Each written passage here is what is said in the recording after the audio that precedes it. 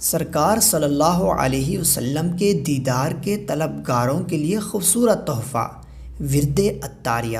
مولانا الیاس ستار قادری دامت برکاتہم العالیہ اس کو کچھ یوں لکھتے ہیں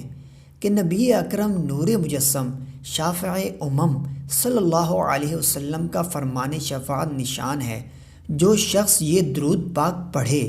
اس کو خواب میں میری زیارت ہوگی، اور جس نے خواب میں مجھے دیکھا وہ مجھے قیامت کے دن بھی دیکھے گا، اور جو مجھے قیامت کے دن دیکھ لے گا میں اس کی شفاعت کروں گا،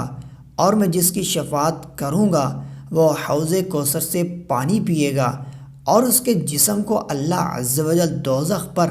حرام کر دے گا۔ اٹھتے بیٹھتے چلتے پھرتے حسب توفیق اس درود پاک کو پڑھتے رہیں۔